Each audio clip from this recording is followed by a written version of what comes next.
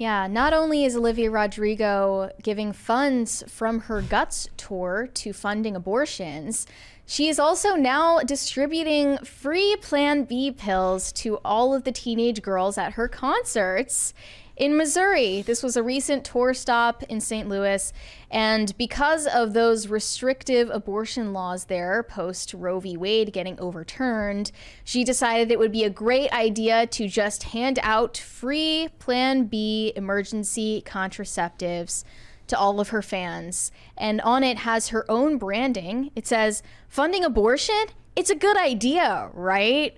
And if you don't know, this is a reference to her song, Bad Idea, Right? So there you go. She's making abortion part of her brand.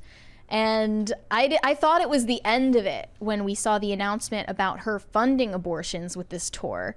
I didn't think she was going to go to the extent of actually giving the abortions to her fans. And, you know, if you think that I'm exaggerating, you can look up the proof. This is real.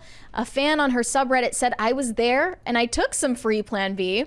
If you're a woman who is sexually active, it's not a bad idea to keep some on hand." Olivia is also donating a percentage of all ticket proceeds and merch items to abortion funds. And another one said, "If you're a woman who isn't sexually active or capable of getting pregnant, you should save it for a friend or mail it to someone in need." So free Plan B for everyone. She's throwing around like confetti. They have a t-shirt launcher with Plan B in it, and everyone is celebrating her for it, predictably so. Yep. It's really, really interesting because I was reading the thread on Reddit was almost universally praising her for this, and you know that's your. It was universally praising her for it. There was literally zero negative comment. There was condoms as well, right? She's also giving out condoms. Yes.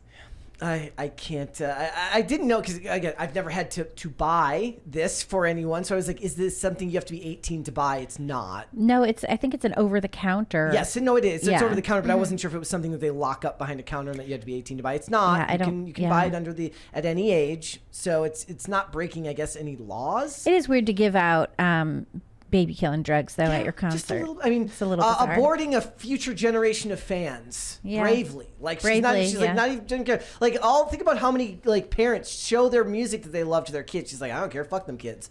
Like Olivia Rodrigo really said F them kids. Yes, that's what she said. She's like, I don't care. Like I'll make my money now and I don't need future generations to listen to my music. I mean, I knew that this girl was a psyop industry plant straight from Satan when she went to the White House back in 2021 to urge Gen Z to get the COVID vaccine. Oh, right. I mean, she has been controlled from the very beginning. She used to be a Disney child star. They had her on the conveyor belt to her current mode. Ever since then, it's been years in the making, and now she is the perfect industry contrived pop star who supports all the right causes. And you know, she puts her money where her mouth is, sure, but for what cause? It's literally satanic. Yeah, for abortion. Maybe, you know what, she should do a cover of the Dylan Mulvaney song. It seems like it might be right. Well, she should have been in the music video. Yeah, for really. sure. But that would have just like pulled too much focus. You're reaching a barrier here where like what people in this world see as the killing of children, they don't see it as that. They don't see them as sentient beings. The idea of memories and sentient, do you know what I'm saying, right? Like they just, it's not necessarily that they're intentionally dehumanizing the child. It's that they've been raised to not believe that it's a child to begin with. So like when you go into these comment sections and you see them kind of talking about this in a very nonchalant way, they're not going to look at it with the horror that many in this community would. Well, and it is a human sacrifice, right? I mean, abortion is basically a human sacrifice. You're sacrificing a child in order to, you know, further whatever it is that your pleasure is in your life that you're seeking to maintain. And I thought, you know, to a certain extent, like we should be done with that by now. When are the men going to start? We should be done with child sacrifice. When are the men going to start, you know, like lobbying for the abort my responsibility bill, where they just, you know, I will give up my rights to the children as long as there's no fiscal responsibility for me. That right? That's what the guys would be doing in Hollywood, because there was a lot of men in this post that were saying like, good for her. Like, there were men in this is like, I'm a guy and I think what she's doing is great. I'm like, of course you do. Of course you do. It's interesting how those feminist causes seem to benefit men more than anyone. It does. Like the guys, I don't know how many guys are picking up women interesting. at Olivia Rodrigo concerts, but assuming that that's a thing, you know, the ones who aren't looking to have to actually take responsibility, or for God's sakes learn to pull out, are not able to are able to do this because they won't have to actually take responsibility for their own actions. I mean, I really would have a different reaction to this if it were an artist in a different age group. Like if this were, I don't know, Christina Aguilera or Madonna or Katy Perry or someone like that. But because it's Olivia Rodrigo, she's only, I believe, 21 years old. Most of her fan base is probably teenagers or girls under 21. And this is the type of influence that she has on them, and it's being backed by giant corporations. And I remembered that back when Roe v. Wade was overturned and a lot of celebrities were kicking up a huge fuss about it, Olivia Rodrigo was one of them. And at the Glastonbury Festival, she got on stage with Lily Allen and ranted about this. And they sang the song F You together, dedicating it to the Supreme Court, who voted to overturn Roe v. Wade. Let's take a look at that, just for a refresher. I'm terrified, and so many women and so many girls are going to die because of this. And I wanted to dedicate this next song to the 5 members of the Supreme Court who have showed us that at the end of the day, they truly don't give a shit about freedom.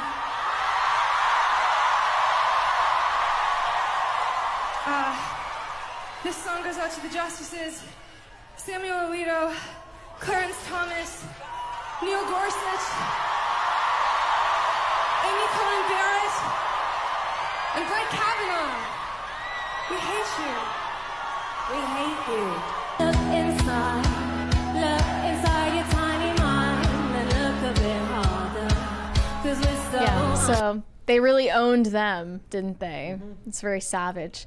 So you saw Lily Allen was on that stage, and I wanted to bring up Lily Allen because she was recently in an interview where she talked about how having children, quote, ruined her career. She said, I never really had a strategy when it comes to career, but yes, my children ruined my career.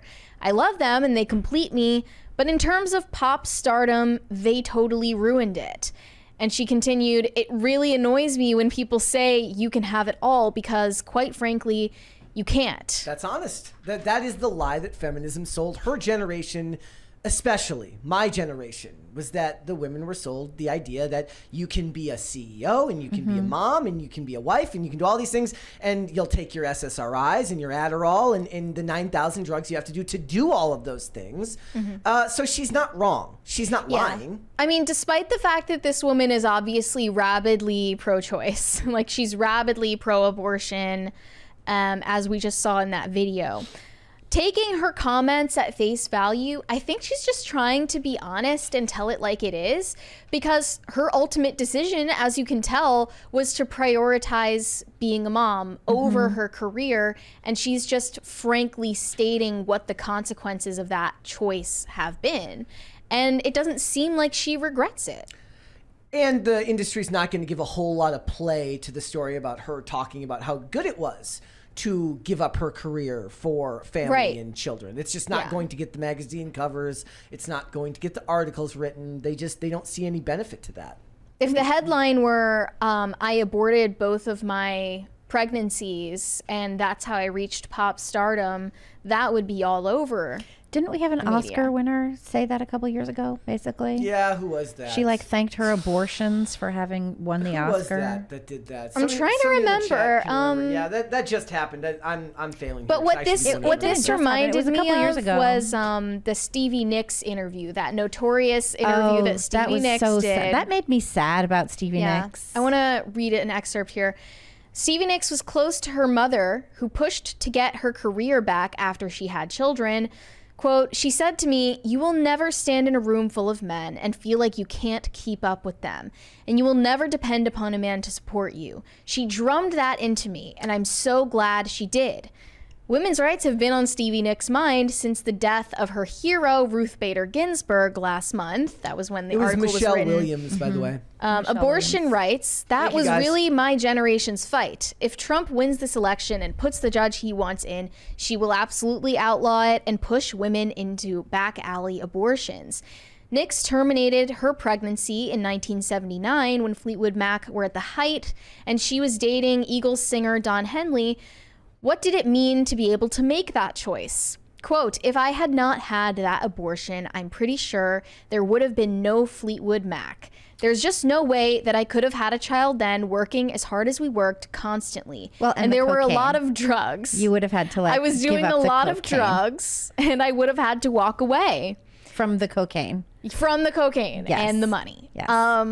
But everyone's response to that was like, you know, if you hadn't killed your child and we didn't get to have Fleetwood Mac, we would be none the wiser for it, and your life would be a whole lot more enriched for it. So really, who's the loser here? Yeah, but if I don't get the song Dreams, really, I think we I'm would have thinking been of Dream. fine. I don't know. I think it would have been just fine if she hadn't written that song. Didn't Joni Mitchell gave up her baby, right? She had an adoption.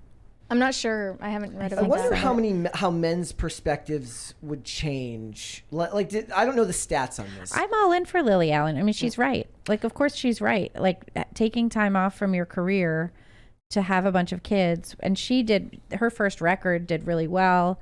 Everybody was really into it, She was and then very she big. kind of Yeah. disappeared. She could have done a second record, so I get it. Like, that's definitely something that happens. You One of do the have to things- put your career on hold if you decide that you want to raise your own children. She also could have decided to not raise her own children. Yep. So she could have done a nanny thing, and that happens as well. But I respect it. I respect her choice. And it doesn't mean that she can't come back as yeah, well. yeah, of course. And people have And career you can't have it resurgences all. in music. You can't have it all. You just can't. You definitely can't have it all at once. Couple things that I Right. find interesting is television specifically is pretty good when they have leading actresses finding ways to either incorporate it into the story or edit around the fact that she's getting bigger. That's going. Gillian Anderson got pregnant like every couple of years on the X-Files. Right. Every couple of years, big file folders and That's the huge right. jacket she would always wear would get bigger because they would have It would to be hide like the fact. David Byrne jacket. Yeah. And that was fine. And Hollywood's pretty good at it. Now the sad thing is you got to be one of the leading women for that to be. It's not going to happen for just any actress. But they give you the couple months off. But you got to go to work. But most people have to go back to work anyways. The only difference is a lot of them had made enough money where they might not have had to. The other thing is I wonder how men's perspectives on this would change. If there was because it's still the fact is that men don't have the option to abort their responsibilities of fatherhood, right? Right. And a lot of these men who are like, oh yeah, plan B, of course, right? Because they see it as a financial gun to They're their like head. the tomcat that eats the kitten, so Yeah. the cat goes into heat faster. But I see most of those actresses in Hollywood would probably still fall on this line, even though they were part of an industry that did fairly well to allow them to have kids. Now, that's not to say it always happened. Joss Whedon, of course, would criticize Charisma Carpenter when she got big for having kids and stuff like that. Shitty people have always existed in that industry. That's fine. But it feels like it's just one of these things where it's so baked into the culture that most of them, again, I just think that this is one of those things where they talk about how people on the right can tell you what a person on the left's motives and views are pretty accurately, and the other side cannot. And when I say that I just don't think that they process it as a human life, I'm not actually trying to denigrate them. I'm saying that it's just never been intimated to They them. don't think it's true. It's never been intimated in a way to them that's really been able to convince them otherwise. We've got Right. a $20 from Steven. Look, everyone forgets that there was a Fleetwood Mac before Stevie Nicks. Is that true? I didn't listen to Fleetwood Mac. Yeah, she joined the band. Oh, she joined it? Yeah. Okay. Well, I mean, they definitely wouldn't be as successful today without her. That's fair. But to what you were saying, Brett, I think the discourse is definitely changing on that front to the point where more and more self-identifying pro-choicers are willing to admit that that is a child they're just of the opinion that it is okay to end the life of the child. Yeah. And they've felt more and more comfortable to just come out and say it like it is. So, and I think that is probably due to the influence of a lot of people in media and pop culture, like Olivia Rodrigo or her predecessors. Thanks for watching. Listen to full episodes of Pop Culture Crisis on Spotify. Keep up with us on social media and make sure you subscribe and ring that bell so you never miss the show. Bye, guys.